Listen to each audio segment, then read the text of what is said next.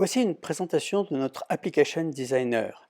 Dans le Digital Application Studio de notre IBM Cloud Pak for Automation, nous disposons d'un logiciel de création d'applications que nous appelons simplement l'Application Designer.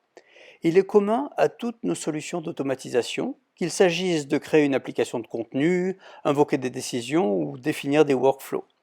C'est une application collaborative. Elle permet à des équipes de développeurs de travailler ensemble sur un même projet en fonction de leurs rôles respectifs et de délivrer à des personnes côté business, donc non côté IT, la possibilité de créer des applications pour leur métier, n'ayant pas à se soucier de la programmation puisque des profils plus techniques leur auront préparé des kits d'outils et des templates leur permettant de créer leurs applications en moins d'1 heure. L'accent sera mis sur la configuration et non sur le codage, comme par exemple la succession des pages, les actions à déclencher.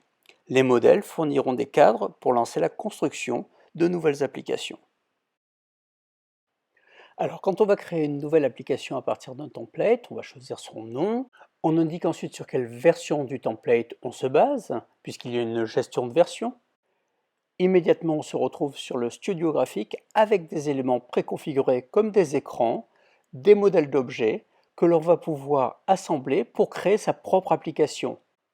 Avec un minimum de formation, l'utilisateur travaille sur un environnement WYSIWYG, il voit directement le résultat qu'il aura dans son application. Il dispose à son gré des informations sur ses clients, des éléments de contenu. La liste des documents est ici obtenue grâce à l'appel d'une requête GraphQL. Comme vous le savez, GraphQL est un mécanisme particulièrement performant et flexible pour récupérer des éléments dans FileNet. Avec un minimum de formation, l'utilisateur saura comment renseigner les champs nécessaires à l'appel de cette requête. On peut soit pointer directement vers le répertoire FileNet dont on veut récupérer les documents, ou alors composer une requête spécifique sur la base de critères donnés. L'interface de configuration permet de définir le comportement de cette liste et les actions associées. Application Designer dispose d'une fonction que nous appelons le playback et qui permet de tester l'interface au fur et à mesure que nous la construisons.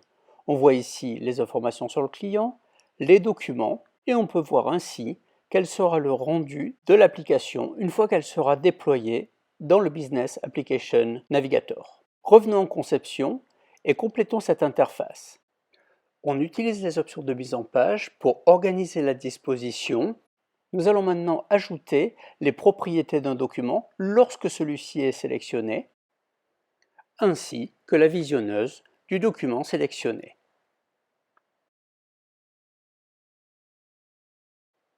Lorsque l'application est terminée, elle peut enfin être publiée puis partagée grâce au Business Application Navigator que vous connaissez déjà dans FileNet puisqu'il vous sert à parcourir votre contenu.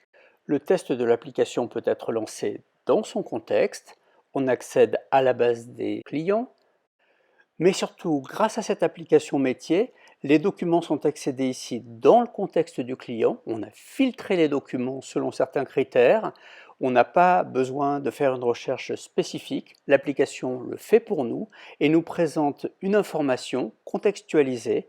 On voit la liste des documents, on voit leurs propriétés, on voit le document.